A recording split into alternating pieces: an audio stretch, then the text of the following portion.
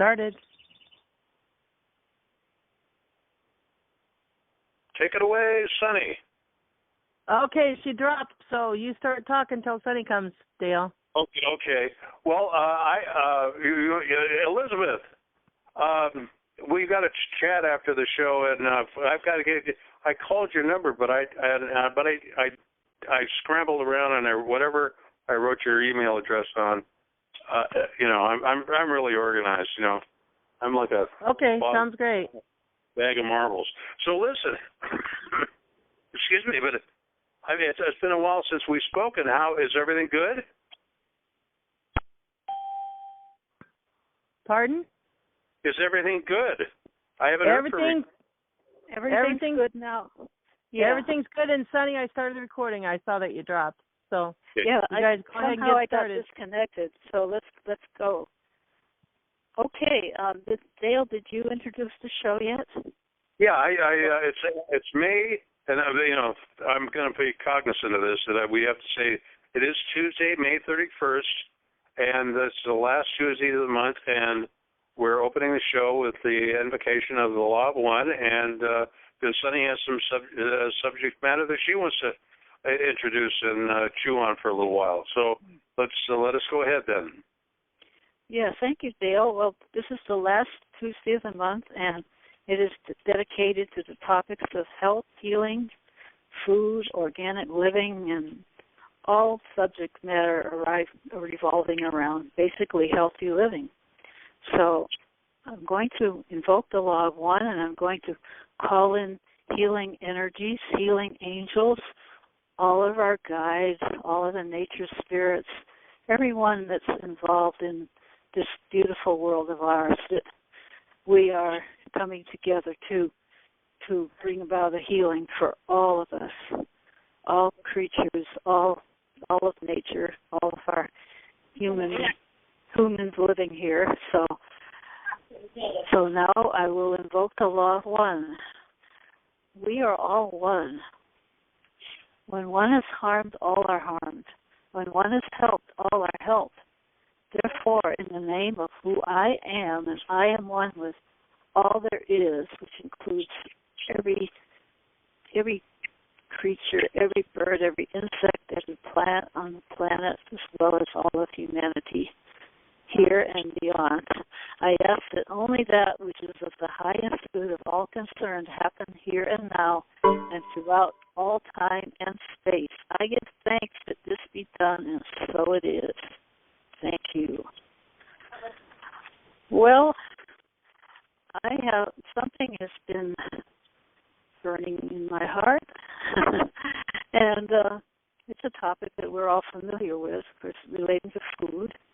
And as most of you know, I was raised in a Owaspee Elohist, I could say a commune or a household, a house, and we were vegetarians, and I was raised a vegetarian, and that's been very strong in my background. And a lot of us who are here and who have been a part of the Elohist Owaspee movement are vegetarians or vegans.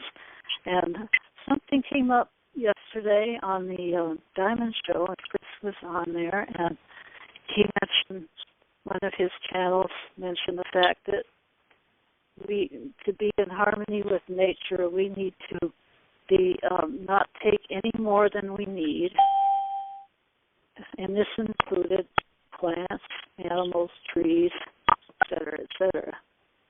And this is the way to live in harmony on the planet, in respect for all of life, to only take what we need and not take what's dictated by greed, and very much referring to the industries of timber, it cuts down too many trees, and they just cut down the forests, and also the mass slaughter of animals, and these the meat industry, the way they treat animals there in the meat industry is very horrendous. And it came to me to ask the Galactic's thru Chris what they believed and how they felt about meat eating. And the answer was, what he said was, well, first of all, different groups may give you slightly different answers. But whoever was speaking through him at the time was, some people need to still eat meat. And with that in mind, doing it such as the native people do, and having respect for the life therein of the animal, that is the way. And it's not the mass slaughter of the meat industry is what they really abhor. They don't abhor individuals when they need to, for the sake of survival, when they need to take down an animal for the sake of survival. They are against this, but they are, against the greed and just the more or less raping of nature. And so that resonated with me because, we all know that Native Americans have been eating meat and other Native tribes, and so there's kind of a relativity factor here. And there are people, on the spiritual path, and they're moving along here, in the way that they feel is right. And there are even people that were vegetarians and vegans that went back the other way. I've heard some of them speak, but I believe there's a polarization going on right now between the really strong vegans that just practically, feel like anybody else is just disgusting, and then the people on the other side who's is this paleo movement, which they believe that the ancestral way of eating was correct, which included a lot of meat and fat and that sort of thing. That's what they believed it was, although that may not be entirely accurate. I think there are many different groups on the planet and different environments and different ways of living, so we can't just generalize about it. But anyways, I see these two groups polarized, even my own community here, on the internet and everything, and I feel like we need to keep in mind and heart the greater good of all, and keep on sending love, and keep on sending love for all of those that come into our lives and show a sincerity of wanting to do good and be good, and just honor them for who they are. And if they're meant to at some point give up meat, so be it. And we can be examples as best we can, and just not fall into this judgment trap. I think this is something that I've been in my mind and heart, because I run into a lot of people that, and some of my caregivers and other people, they're all good people, and they know where I'm coming from, and but I don't come out and judge them and put them down or try to change them. I just say, well, this is how I feel. So I guess this is strong with me because of last night's show, and that I brought that up. It's always been an issue that I've been working with, and I have a book here that I was looking at today by the authors of Paralanda Community, and it's called, I've got the book here, Behaving as If the God in All Life Mattered, and it's by a woman named Michelle Small-Wright, and she speaks about these things. And in the fact that we honor the Deva. The Deva is the overshadowing spirits of the animals and plants, because all are here and we're all living symbiotically, and something has to die. Plants have to die if we're going to eat them. Not that means that it's not the same, but somehow we're in a system, we're in an ecosystem here where on this planet Earth where something has to die or something has to live, even plants and microbes and then there's the carnivorous animals. So they must have been created here for a reason. And we could say, well, was there a fall? Was there a fall? I mean, we know there was the vibration of Earth has gone down from an earlier time. But, these are all questions that I've been batting around and trying to get clear about. And so we're coming together now, and we wish to create a new world of ultimate compassion for all of life, including ourselves and each other. And so this is all in our minds and in our hearts, and not take anything for granted. If we're creating communities, will be different forms of communities, and some will put down rules in one way or another. And that's what the One World Family was and is, a vegetarian community, which I lived in the 70s, and all that felt good and right to me. And I certainly would have a hard time killing an animal for food. I know that for any reason, really. I'm just a very sensitive person when it comes to things like that. I'll look in their eyes and, oh, hey, here's another being. Here's another soul. So anyway, that's what I wanted to say for now, and certainly don't be thoughts and feelings expressed. We do know that it's not very sustainable to use our land and our resources to farm or to make to graze animals. We know that, and there's so many ways in which much less of that would be highly beneficial for our planet. And we do hope to see that the day soon when all those these horrible slaughterhouses will be closed down. They pollute everywhere, and they create pollution. They create the salmonella and all these other things that get into the vegetables. So we definitely want to see that go. And if any people need to eat meat, then they should, to the best of their ability, raise their own or hunt, just for what they need, not just for sport or to prove anything, but just out of real necessity. Blessed be everyone. So I'm sure that Bailey will have something to say about that. And anybody else?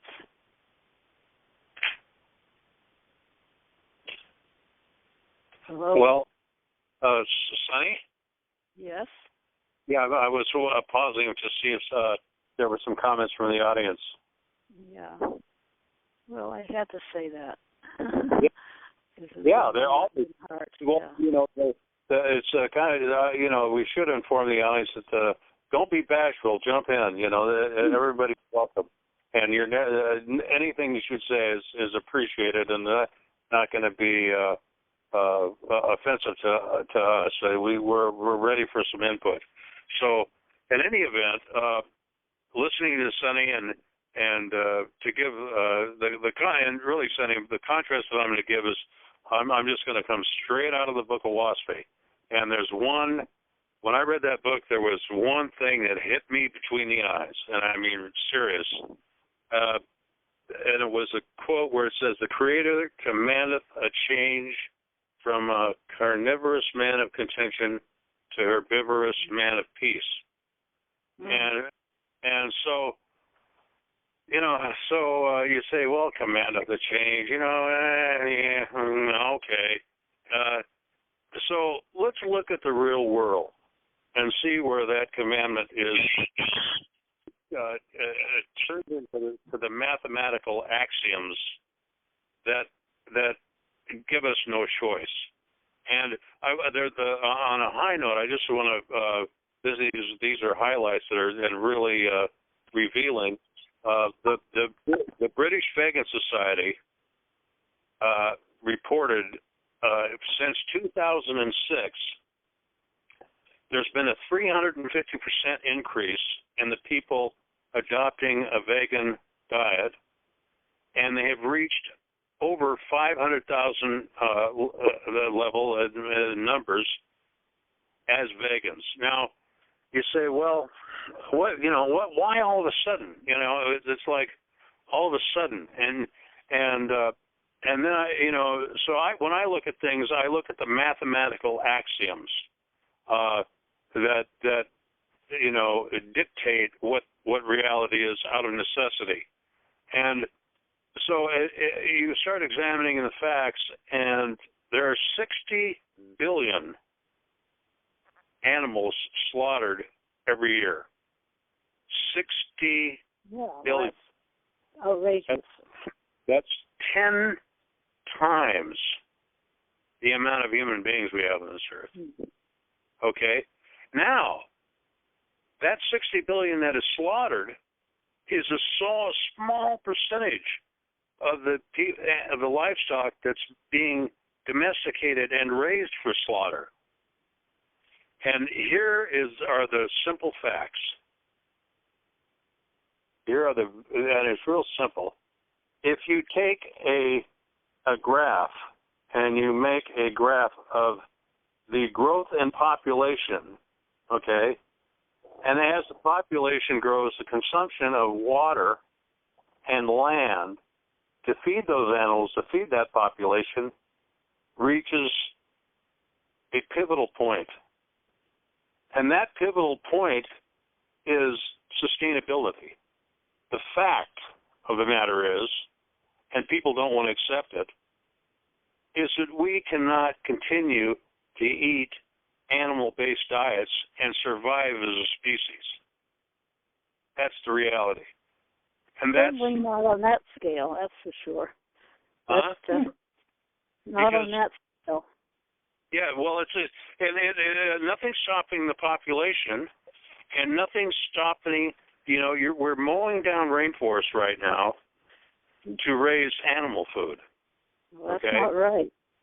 Well, you can haggle about the moral issues.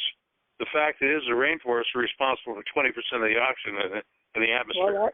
Well, that's it. Yeah. So all of those issues. So when I see the statement, the Creator commandeth the change, and the change is going to come because we have to. It's a plain fact. And those people that crunch the numbers say, God, to hell with it. I mean vegetables. Period. And now, and there's an as some of you people may know, the Rocky Mountain Institute in Colorado, the physicist that's the head of that thing, and really, Germany, the Netherlands is 100% sustainable. They have solar and wind completely. They don't use any fossil fuels at all. In Germany, for the first time a couple of weeks ago on a Saturday, was completely on alternate energy, alternative renewable energy. So Germany, Britain has over 500. Germany has over 600,000 vegans. So if you were going to see the star on the horizon about who's linked to the universal axioms, Germany is right at the center of that.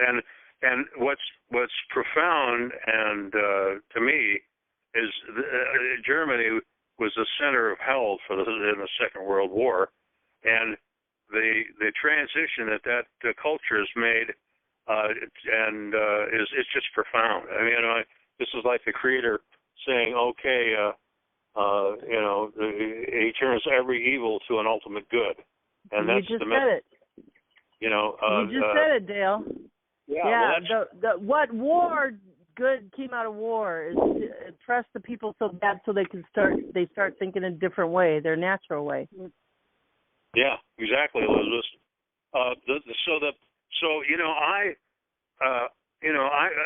When the Creator made me, he made a kid from Missouri. Okay, yeah, the Creator said so, but you have to show me, and it has to be real, and it has to be understandable.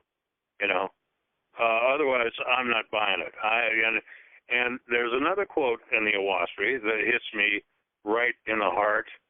Is the Creator says, "Try me, question me, judge me, don't just because the Creator says this and the Creator says that. Judge the book, judge everything that's going on, and if it adds up, test me. If it adds up in mathematics and biology and physics and chemistry, then you ought to start saying, well, the spiritual components of this, what's behind this, the unseen, must be driving this because it's all adding up. To me, my Creator's never been a mystery. He's within, around, and over all me, and a part of everything that is. And I, to my peril, when I don't listen to that voice, that's when all the stupid stuff happens. So, it's to me, it's one chief, one tribe, one world, and within that world, the freedom we have to express ourselves, and everybody is an individual universe. And sacred, and that's what we. So, if there was one component that I would add to this, is a vegan diet and non-violence. Those two components. And that's where we're moving to, collective consciously and individually consciously, all at different paths. Yeah, exactly. All at different kind of levels. I don't want to say levels, but different thermometer temperature changes. Yeah. Some may seem slower, some may be faster, and there's in-betweeners. Everything's changing. It's always changing. We're changing now. It's always been changing, even within war, consciousness.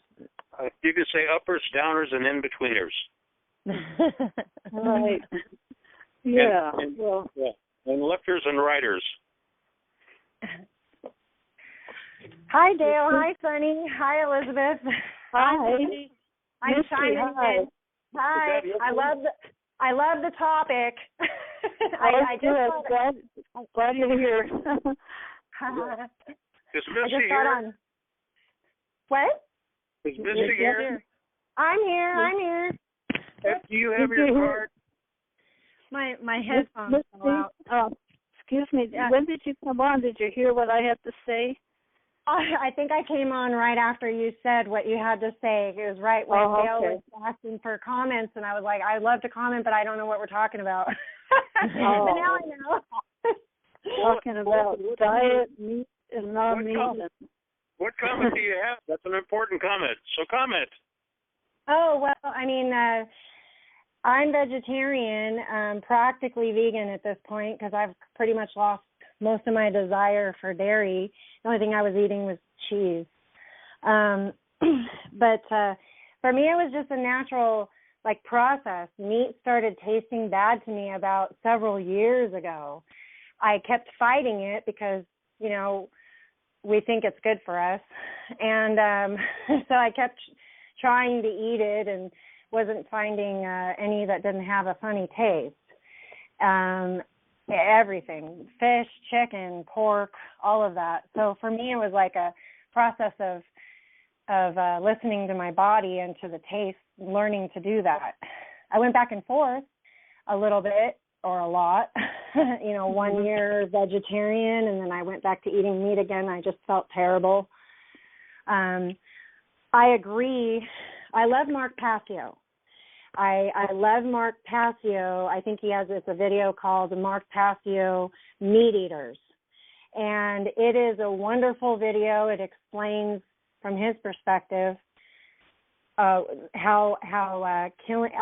many animals. I think he says something like, you said 60 billion a year, and that sounds right. I want to say that he said it was several million, or I thought he had said billion a day, but it must have been million, and that creates a lot of karma. All those deaths, all those murders, it creates a lot of karma. And then, we ingest that and we're putting that. The loose they eat. It's the energy, the loose they eat. Loose, it's our energy, our fear energy, and the animals' fear energy. I'm here thinking, okay, let's get to the root of this. Why are they killing so many animals? Why have they been? All for profit. Yeah, for us and for their currency, their food, their energy. Absolutely. So, yeah. Absolutely.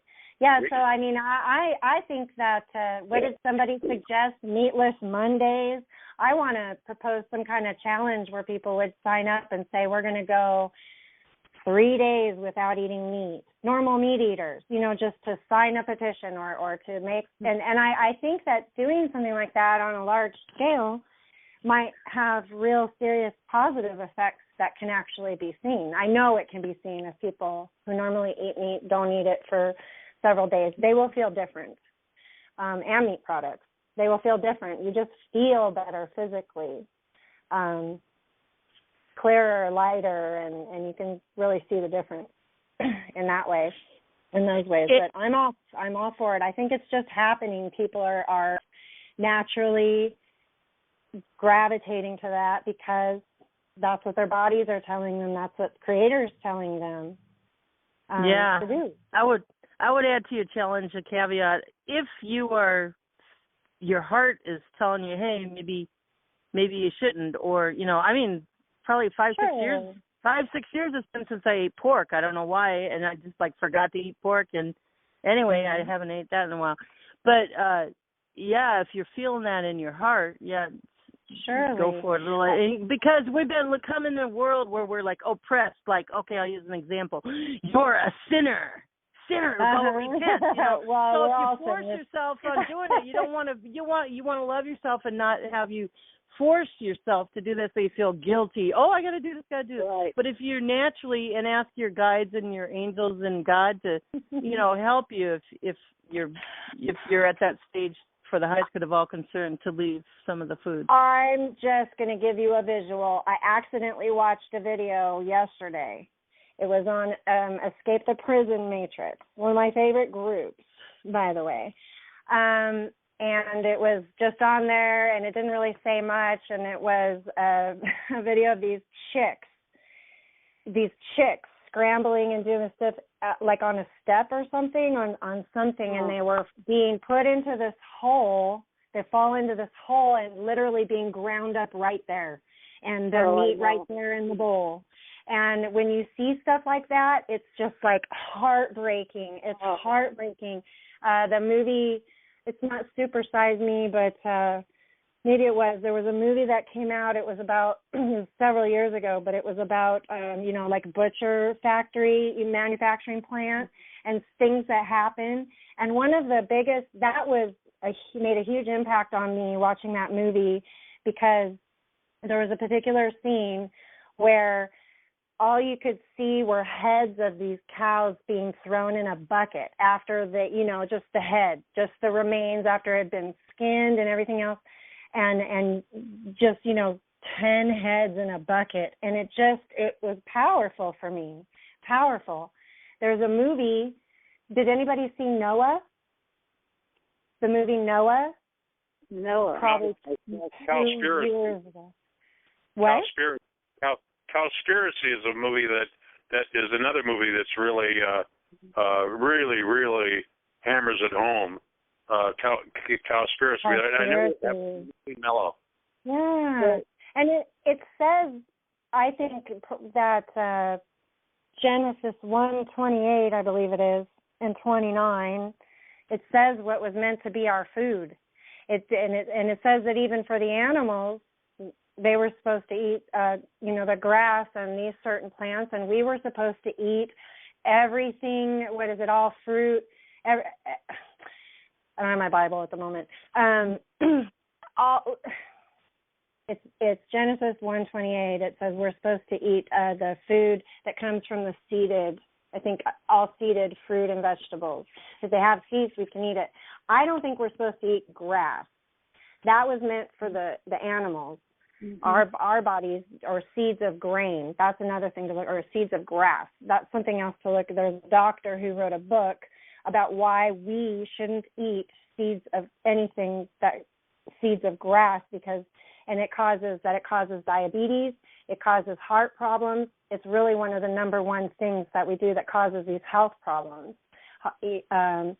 And it'd be really interesting. I haven't been able to find the book since I first heard about it, but I was very much in alignment with what he was saying, and I was watching him on Dr. Oz like 3 years ago. Was that Dr. Cole Campbell? I wonder if it is. Him and his colleague did a 15-year study in China covering 50 million people. The book is called The China Study, and this is one of the components that I was going to bring in later on after everyone was finished talking. But him and his colleague did this exhaustive research study in China, and they isolated these areas where there were clusters of cancer. And then there were a lot of areas where there was literally no cancer at all. And then they started to analyze causative factors. What are the differences between these area people were living in these clusters and the people that that didn't have the cancer?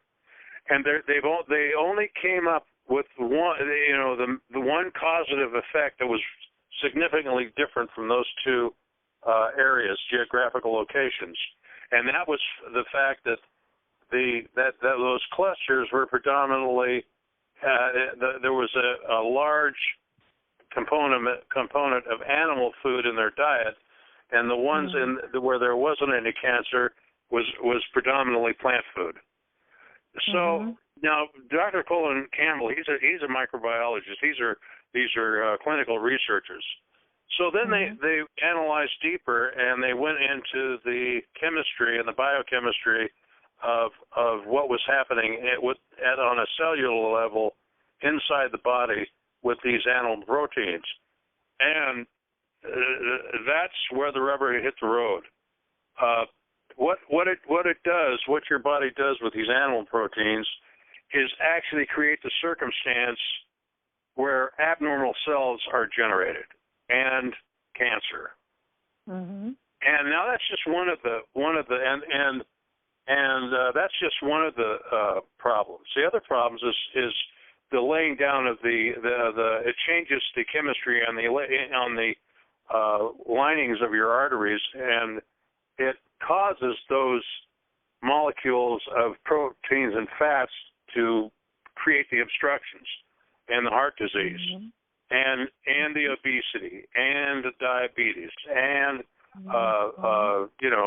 so President Clinton's doctor, he said, well, if you want to live, you're going to have to go on a vegetable diet. And in Cowspiracy, there was a cattle rancher, and I think it was in Montana, and he had heart problems, and he said, well, you might be able to raise them, but you can't eat any. And he had the cattle rancher had to go on a vegetarian diet. So, oh my gosh.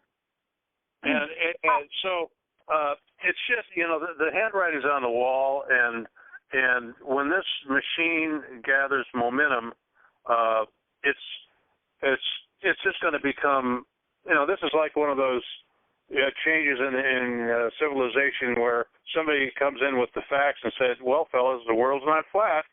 And And I wanted to address, I grew up in Alaska, kids. I used to eat, halibut and salmon and crab and clams and there's one place up there on the southeast coast of the Alaska that has the highest more protein per square inch any square foot than anywhere on the planet. I just grew up in a really rich area, and there's this physicist that I mentioned about the Rocky Mountain Institute, and who helped. He was probably instrumental in getting Aspen, Colorado is completely off grid. By the way, they are totally on renewable energy. It's a very wealthy city, but the fact that it's up in the mountains, what this indicates, I can take a container and go to the North Pole and use solar and wind and control the temperature inside and have a grow house, and I can have fresh vegetables in the middle of the Arctic without any problems. So with the technology that's in the world now, even eating meat in those areas really isn't an argument anymore. We can control our environments. And not anymore. Yes, I recently saw a video of different environments around the world, and one of them was about the Arctic and the ice, and talked about the Inuit Eskimos. And, of course, they didn't have anything like that to grow plants. So there's perspective here. All they could live on was the meat, the animals, the birds, or whatever they get their hands on up there. Now, I don't know what their health was, but they were certainly very, they had to be very physical, very capable of living in such a harsh environment. So, that's just, I see something like that, and I went, well, these people must really be adapted to, if that's just the environment they've been living in for generations and their ancestors and all. And I don't know what they have going on with their blessing or spiritual connection with the animals they eat, but, that's all they have. They don't have greenhouses or anything. I saw them nets, they had these birds coming through, and, that's heartbreaking for me to see them catch all these birds, and all this, and put them in a hole in the ground, and, but that's all they have. So it's just a little perspective there. And I say you grew up in Alaska, and not very many plants grow there, correct? Well, the Indians, in the summertime, it was lush. Blueberries and rose hips and cranberries, and there was a lot of flora that you could eat, but the thing is, with the technology that's coming, we can actually go underground just below the permafrost and have communities there where the prevailing temperature is 68 degrees, and we can have light emitting diodes with a light spectrum that is conducive to plant growth, and we can grow the heck out of things. That was one of the things I was going to mention about the physicist up in Colorado. He's up in the middle of the mountains, and his house it's a large house. It's basically a tropical rainforest. He's growing bananas inside his house, and it's like 20 below zero outside. And so it is real. We can make this happen everywhere, and it's just a matter of the will to do it. I found my Bible. Oh. Can I read? Genesis 1:29 is where it is. Now this is my grandmother's Bible, very old, and it is. So I've actually not read it. There's one word here that I'll share with you. Okay, so it's Genesis. I'm going to go ahead and read Genesis 28. Why not? So I'll read 28 and 29. And God blessed them, and God said unto them, be fruitful and multiply, and replenish the earth. And and replenish the earth and subdue it, and have dominion over the fish of the sea, and over the fowl of the air, and over every living thing that moveth upon the earth. And I do want to mention dominion. People think that means do whatever you want. You can just have control. And it means supreme authority over. Okay, but it sometimes people say, see, that gives us permission to eat them. And then 29, it says, and God said, behold, I have given you every herb bearing seed, which is upon the face of all the earth, and every tree in the which is the fruit of a tree yielding seed. To you it shall be for meat. Okay, so it says for meat in this Bible, and this is the first time I've seen that. In all the other ones it says for food. And then it says, and to every beast on the earth, and to every fowl in the air, and to every thing that creepeth upon the earth, wherein there is life, I have given every green herb for meat. And it was so. Now, I know that things changed, and we changed, and our genetics changed, and I think that it was necessary for our development to come to a place where we are now. Yet so we did start eating meat, and we did have certain brain development. It was very important, the fats and all this stuff. It did create a lot of growth. But I believe that now we're at the time where we don't need that anymore. And I think that we're just growing back to that and to have better understandings and stuff. So I don't. I'm not saying, it was all wrong, we never should have done that. There's a plan. There's a plan for everything. I think it was very important for a lot of things. But that if a lot of people are to the point where if they can choose something else besides meat, why choose the meat? Why kill an animal? Why contribute to the death of an animal and profit for some company and and damage to our earth? And our resources, why do that if you can choose something else? It's a fallacy that we need meat to survive. That's a total fallacy. You can get everything that you need from the vegetables and the herbs and seeds, and there's lots of protein out there, and we don't need as much protein as people think. Our body makes 2/3 of the protein that we need, so we're just supplementing another 1/3. And I have a friend who was vegetarian, and then what he noticed when he went from vegetarian to vegan was all of his allergies disappeared. He had been suffering from allergies and all kinds of things for years. And when he made the move from vegetarian to vegan, they all disappeared and went away. And I think it's significant. Interesting. So, yeah. Well, yeah. I feel like inclined to give the other perspective just for balance, and I agree with all of that, and I certainly my sensitivities certainly lean totally in that direction. And some people say that here I've heard them say that they used to be vegans and they weren't very strong or they weren't very healthy or something like that, and then they started going on the paleo diet and they feel good now. I've heard people say that, and they probably really believe that, or that's their experience or whatever. I don't know what their individual needs were, their bodies, or what their past was like, or anything like that. But we're all individuals. But I heard. So this whole thing with the paleo is very popular in my community, although there are lots of vegetarians and vegans as well here.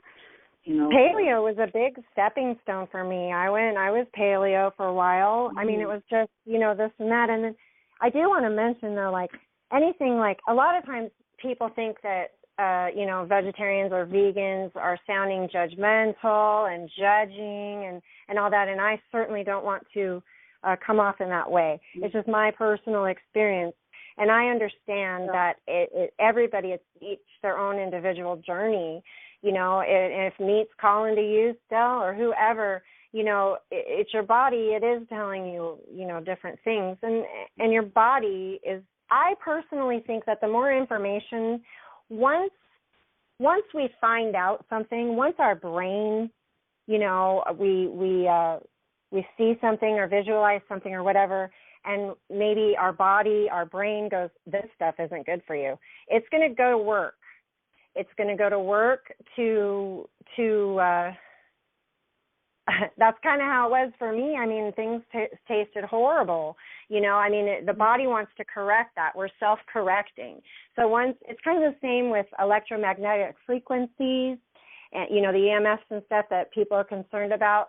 Once you know that they're there, once you know that they can cause damage, your body goes to work to start protecting you against that, or certain things will happen, like we've all, I think most of us have experienced the thing with television.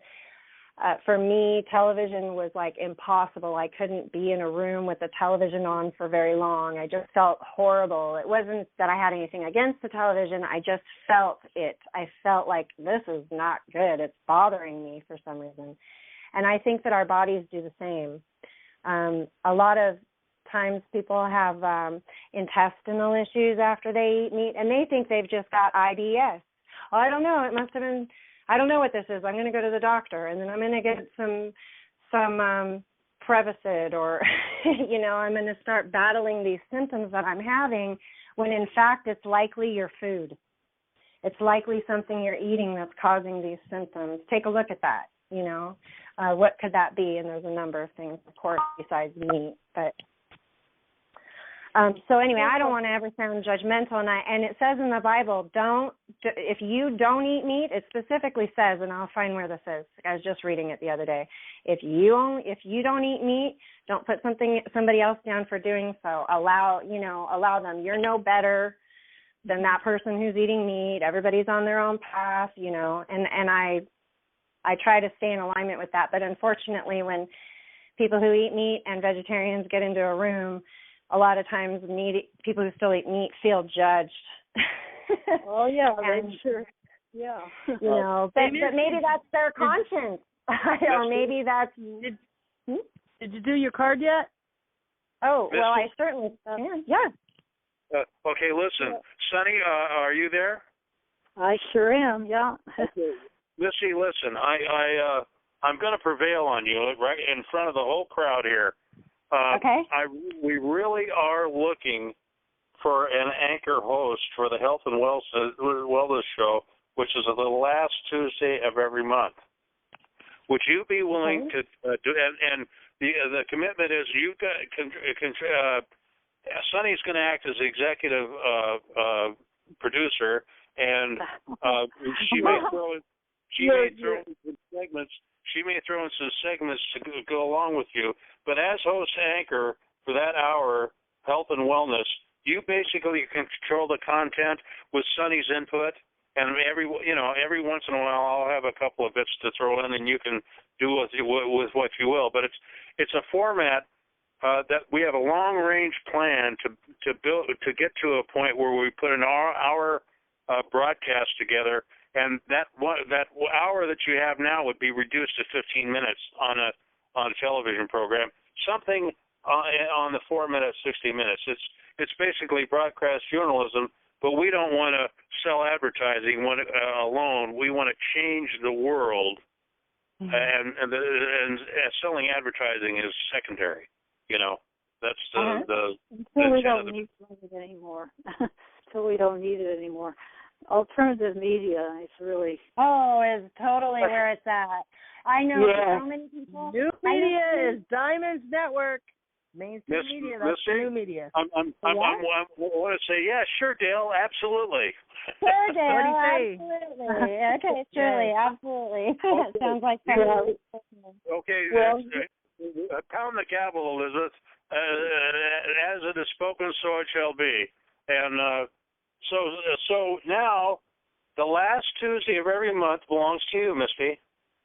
Okay, the last Tuesday of every month is Missy. Got it. Well, and 20.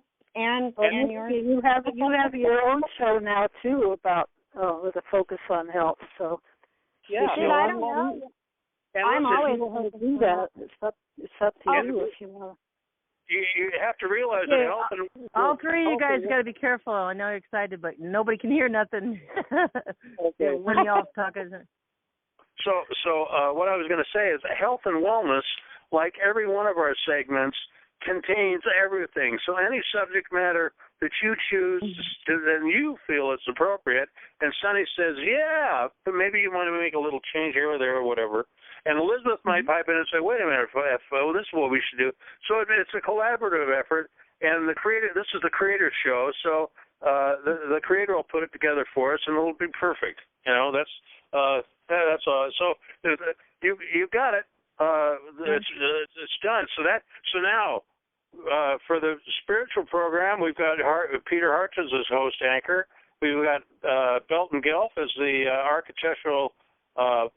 sustainable architectural community on the second. Now we just got to fill in that musical component, and then we'll have the what and the who, and then we can really start making a very cohesive, powerful presentation, and put some polish on it. Ooh, that sounds exciting. It is exciting. I like it. Thank goodness to Elizabeth. Oh, absolutely. But if things go south, it's her fault, okay? Wait, let's do it. We're still open to all the inspiration that will come to us, and we work together. Absolutely. Be inspired together, let's put it that way. It's not so much work, but let the Spirit go through us. Absolutely. And now back to the card. Misty, do you have your cards? I do have my cards. Okay. Elizabeth, who wants to pick a number? Does anybody have a number in mind? 69. 69. That came to you. Okay. That'll be 11.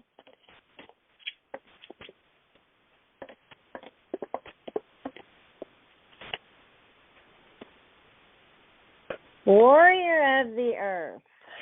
Perfect. What of the Earth? Keep that Warrior. It's Warrior of the Earth. Okay. Let me make sure here.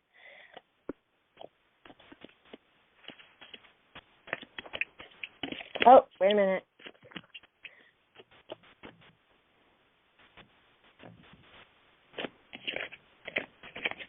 Okay, wait, that was the wrong card. We got one more here. Oh. Shoot. Okay, well, maybe I'm supposed to read two. Okay, so what 69 is change. It's the earth element, pentacles. It's the number 2, change. Now, the other one that I picked first was earth element, pentacles as well, and 12, and warrior of the earth. So I like both. For sure. Well, maybe both should be read then, perhaps. Let's see. I just have to get there. I love that they're both earth element. I mean, because we're certainly talking about the earth here. Yes.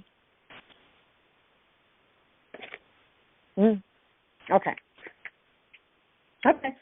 So the traditional card for change is Two of Pentacles, and the key words are polarity, opportunity, expansion, and movement.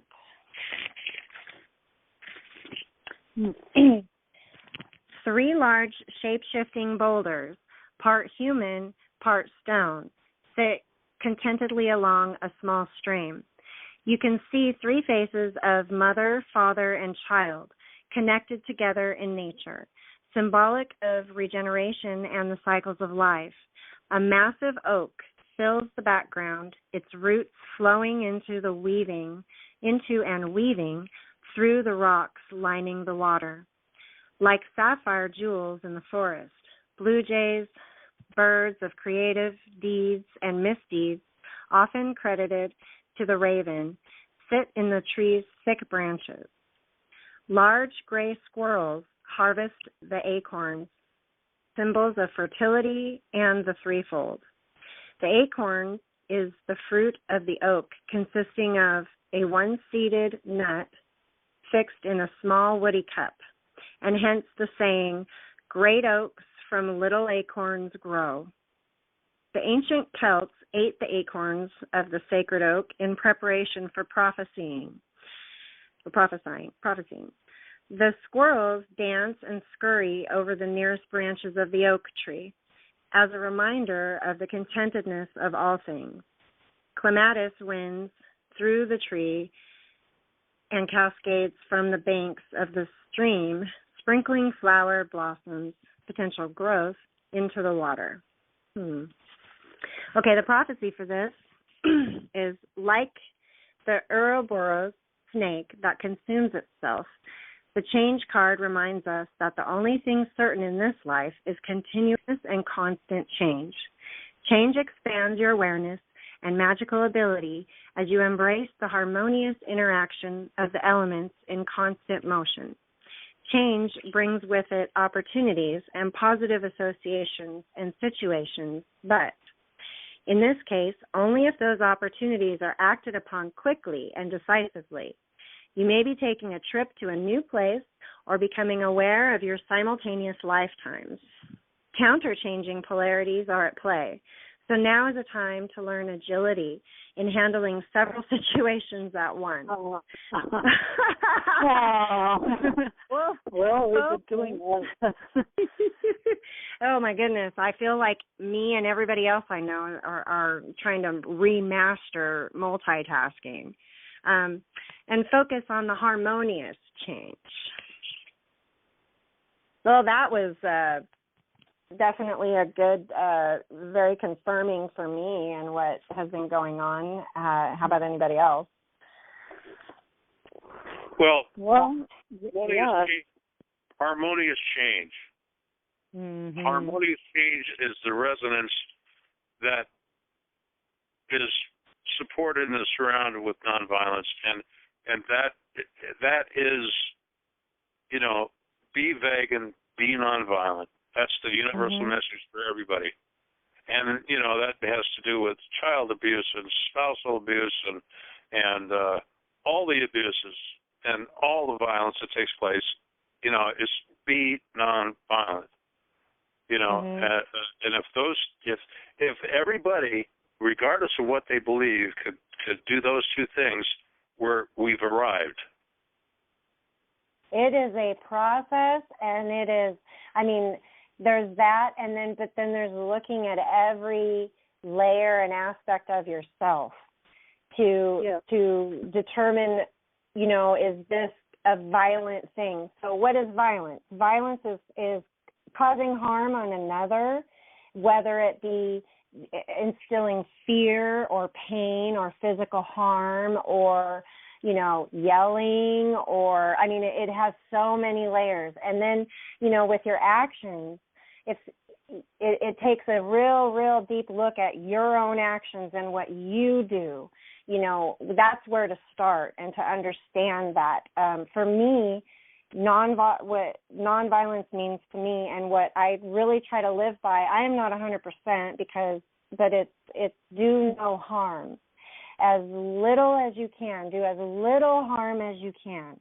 I don't think we can live without harming because, we have different things that we affect just by living, just by breathing, just by this and that. But if you start looking at your own things and are you supporting something that's harming somebody else? Are you supporting something that's violent by what you buy, where you work, where you, maybe establishments you go into and support, patronize, that kind of thing. It's for me, it just has become a very deep look into those things and in the various choices that I make.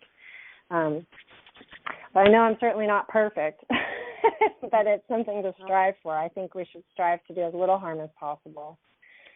Well, there's now that we, and in that component of nonviolence, in contradiction to the world around us, okay, yeah. knowing that we have the full support and guidance of our Creator, that requires us to go forth boldly, because you have the faith and courage to go into the outside world and cause a change, a harmonious change. And that takes that, you have to summon the courage to do that, because you expect to be met with opposition. Mm-hmm. Now, I'd say the evolution of nonviolence is right before our eyes in the real world, and that's where I will always look for confirmation.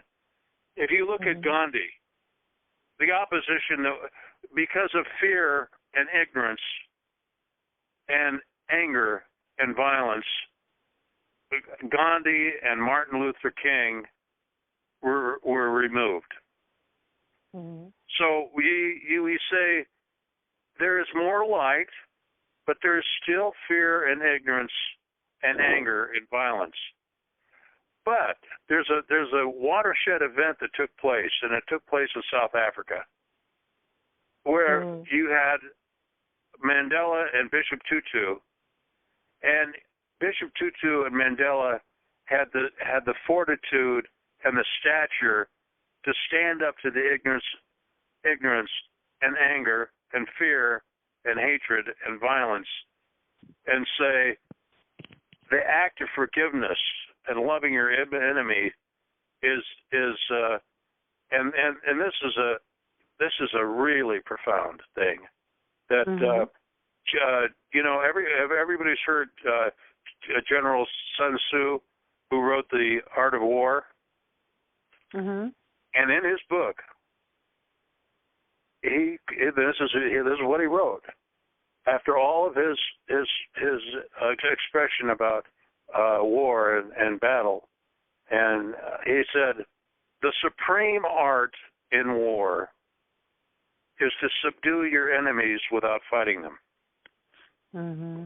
So this act of harmonious change is not inept and delusional. We are fighting a war, and we are taking a position that's in contradiction to the reality around us. Mm-hmm. So we have the expectation that we're going to encounter conflict. Mm-hmm. But we have to have the wisdom, and that's what we pray for. The Creator give us the wisdom. And there must have been prayers for wisdom, because Bishop Tutu and Nelson Mandela got them. And everybody thought, I thought prior to this, there was one really significant event. It took place in the Philippines. I've been married to my wife. She's Filipino for 37 years. And my wife was in a state of panic during the Marcos regime, because she thought there was going to be a bloodbath there. And if it wasn't for Cardinal Sin to send the nuns out in front of those tanks with the crucifix around their necks, and the soldiers all raised as Catholics, with crucifixes around there, that's when it stopped, and Marcos got dethroned.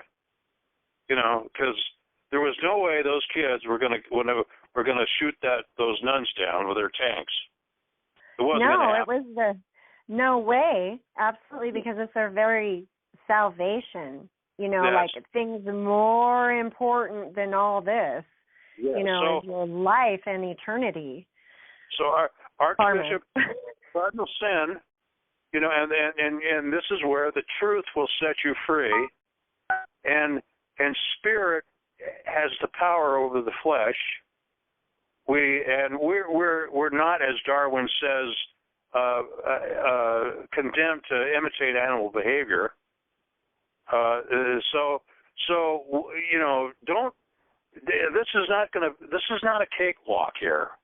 This is having the argument, the mathematical certainty, the axioms that provoke. It's just like, remember, Galileo was put under house arrest by the Pope for his entire life.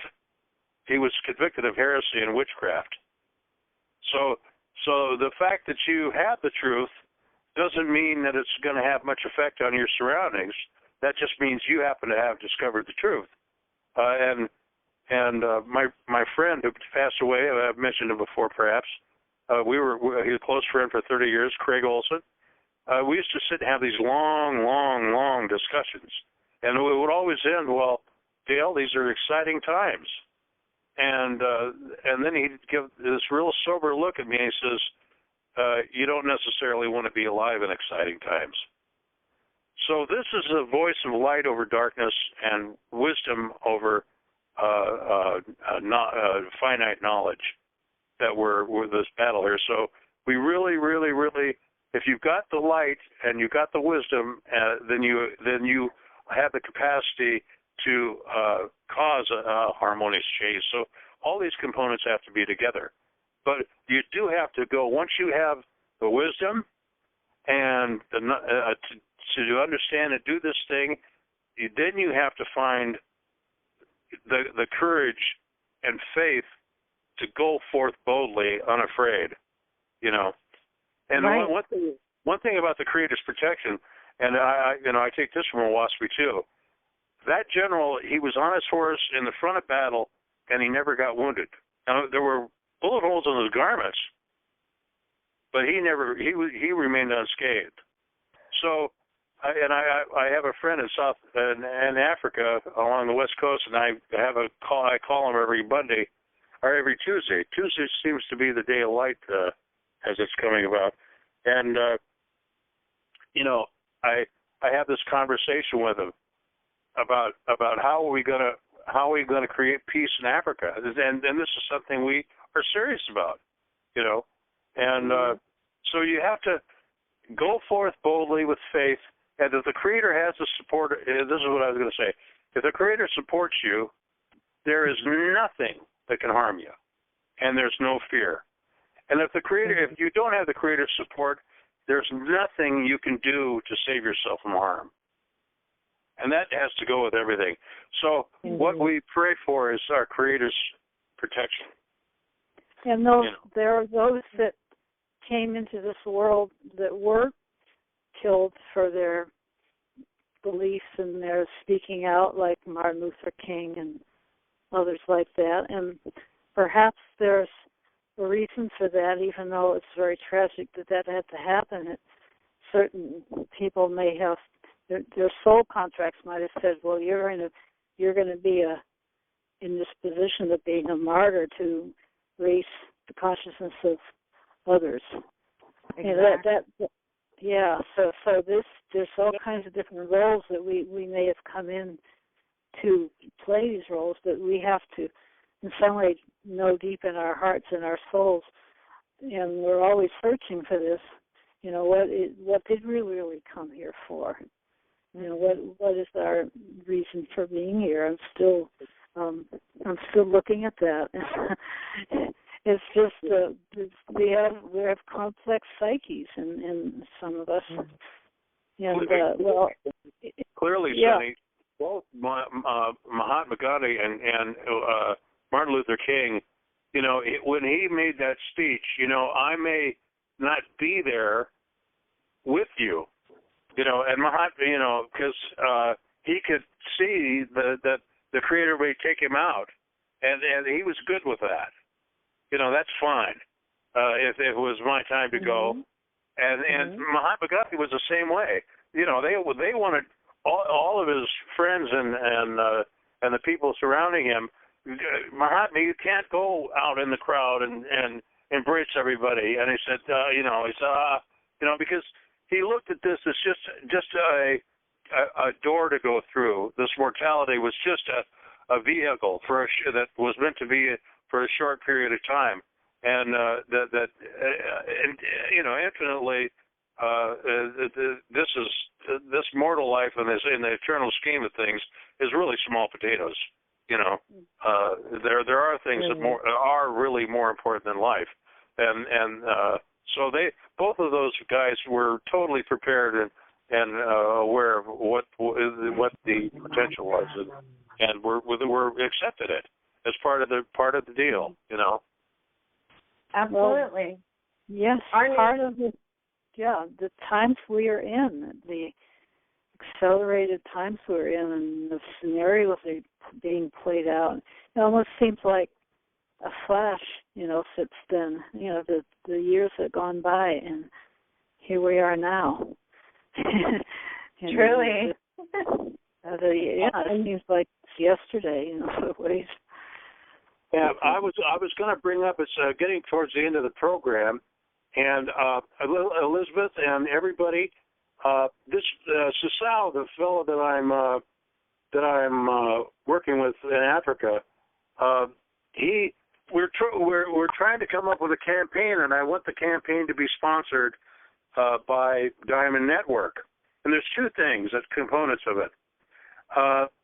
What we want to, the first thing I want to do is get T-shirts out that say, one chief, one tribe, one world, be vegan, be nonviolent, be vegan, be nonviolent. And I've got a couple of artists here in Long Beach, and I'll put some preliminary, but I want a T-shirt that says that on it with a global T-shirt and bold lettering. So we can get, if we can get those components, if we can get being vegan and being nonviolent, the primary, you know, keep the message really simple. Let's start here, you know. If we can do those two things and work on that, the rest will take care of itself. You know, that's like the foundation. And then this is like the missionary, you know, the missionary work of the Diamond Network. I just, you know, I have an opportunity here to work with somebody who's really excited about doing something and getting a group of people, and it has to be something that they have the capacity to do. And so they have the capacity to deliver this message and work on those two things. And there's agriculture and gardening is part of the African culture anyway, so that's not a big thing. But the nonviolent part is it's huge. So we're chipping away at this, and we're going to just start, you know, one person at a time, and specifically his family and friends. And once they get a core group down there, then we'll expand the idea, and they can start talking to the chieftains and the villages and say, okay, well, no matter what else we do, let's stop killing each other and let's stop killing the animals, you know, and because the lions are soon to be extinct, and the elephants are well on the way. The rhinoceros is on the cliff. So all these great things in the world need to be these treasures. It's the time and opportunity. And with your permission, Elizabeth, I'll go ahead with this and say and get Diamond Network on the T-shirts. And it's not, there's no expense to anybody. They're going to have to make the T-shirts. I'm just going to come up with the artwork. And by the way, is Diamond Network a nonprofit corporation? It's not registered as that. It's just Diamond Network. Well, I think it's a good thing to become an entity for the simple reason that we'll be able to move forward as and you know, you can pick your officers. I'm not I don't have any stake in it, but I'll be happy to serve. But we should become you know, legally recognized and being able to function as that, and because the next you know, I'm already registered as a LLC. I've never used it, but it's under the name of, and it goes good, All Nations Healthcare. But I can always change the title to Diamond Network, All Nations something. Well, just Diamond Network is doing business. It's a DBA. You know, you're just it's under the umbrella of that corporation. So what I'm saying, with your permission, I'm going to represent we'll myself. Talk offline. I'll call you right after this call. So. Okay, and I want to put there's two things there. Another thing out in the ether is I want us all to work, the listeners on the program and the host and the members of Diamond Network, to get all of the vegan agency, the Vegan Society, the International Vegan Association. There's all these associations all over the planet. And if we and get them one umbrella, and what we want to do is make a vegan island. There's an opportunity in Greece right now because of the economics and the fact that Germany is backing the Greek economy.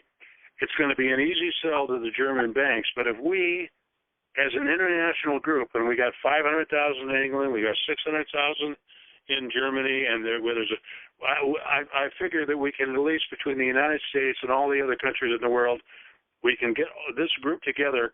And what we want, the goal, before we can go to an investment bank or the Bundesbank in Germany, and I'm picking Germany because they're out in front. Let's not argue with the people that want to quibble. Let's get with and they've got a serious problem with Greece. And there are Greek islands right now in the Aegean Sea that are in a paradise. If we pick one island and we come in, and the goal is 200 million. That's what we need to swing this, because what we want to do is take one island, and this is going to be for the Greeks. The Greeks are going to run it. They're going to own it. They're going to do it. But the idea is it's totally sustainable.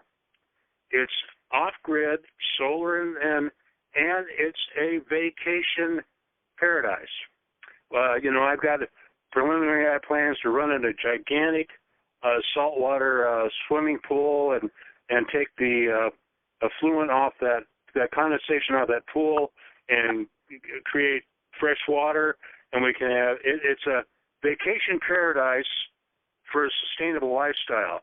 Now, what it's going to do, it's going to be self-sustainable in agriculture. So it's going to be like a park and a garden, and it's going to have solar-powered sewage systems that the effluent, when it's done, it comes out of the process, will be fertilizer right for the garden, and it will not have any pathogens in it, and it will sustain the agriculture we need to support the people that are working there. And the thing of it is, see, this economy is spitting out the people, and Greece does not have an answer. And the logical thing for them to do is tourism. That's the main moneymaker. So here you have a beautiful vegan island right in the Aegean Sea, and that will attract everybody. And we use it as a platform to educate people about a sustainable lifestyle, and that you're not losing inequality. You're gaining clean air, clean water, and a healthy body, and a healthy planet, and a healthy world. And so it's a place for vegans to go where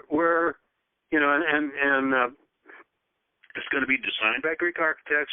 It's probably going to be spearheaded by there's many vegan restaurants in Greece, and I've actually got the phone numbers of two of them and want to get them involved. But if we can get on a campaign to get the whole vegan world to create one model, this is Buckminster Fuller's Gestalt, create a better model that makes the old model obsolete. So there's going to be 10 times the planning before that we actually put a shovel in the ground. And I want to work. Belton doesn't know this, but in the back of my mind, I'm going to enlist his help as much as I can. But there's a lot of sustainable architects that are going to contribute to this. But primarily, it's a great project for Greece to benefit their economy and create an environment for the vegan world to say, see, this is what we want to make out of the world. And I've got a beautiful napkin sketch drawing, but I think if we can do this, it's an opportunity to push things forward in a big way, and get all the various people that are leaning towards our way of thinking on board, so we can become a critical mass to affect change harmoniously. That's a beautiful, creative idea, Dale. That's beautiful. Thanks for sharing. So I want Diamond Network to sponsor that also. So this is this is where we're big and small, all things big and small, and so this is. I'm just trying to get us some traction so we can get on an income and get some major network, get some credibility, and get some horsepower so we can start steamrolling. That sounds great. Yeah, if you guys would stay on after we're done recording, I just want to mention something real quick after. Okay. Well, harmonious change. Yay, that's the thing. We'll just stop the recording. Yes, let's say good night and stop. Let's just say thanks everyone for being here. I have a question. Misty's going to be here next month, the last Tuesday. Everybody come and get well and healthy. Next week, Peter Hutchins on the spirituality call. Yeah. You know, if we have just 1 minute, I would like to read the prophecy for the other card, because just the prophecy part. This will be cool. Is that okay? Sure. Okay. This was the Warrior of Earth. Okay. So the prophecy of this is: you have come to the full realization that you alone are the pattern maker and breaker of your own existence. This knowledge shows. Sorry, I was getting a call. Okay. This knowledge shows you how to construct, build, and recreate the structures and forms in your life you desire. Discover ways to create an abundant life in a balanced, organic manner.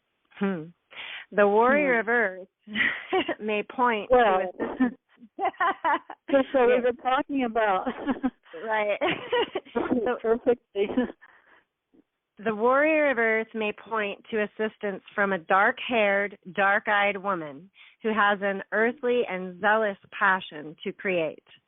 She may be a ruler, administrator, officiator, or decision maker. Elizabeth, do you have, what color are your eyes, dear? Dark brown, dark hair. Okay. Using your warrior abilities, master your shape-shifting skills through careful assessment of your body, diet, and lifestyle.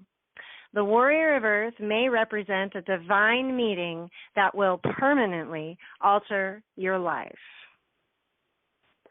How's that? Well, you betcha. I'm look for that every day, but no expectations. I'm talking to everybody here, galactic-wise. Yeah. Let me see. Huh? I don't know who that was. I have no idea. Okay. That was great. Sonny, you want to do the recording? Stop it? Yes, okay. Good night, everyone, and thank you all. Good night, everybody. Don't hang up. See you next Tuesday. Come on. I can't believe he bought a mean dog.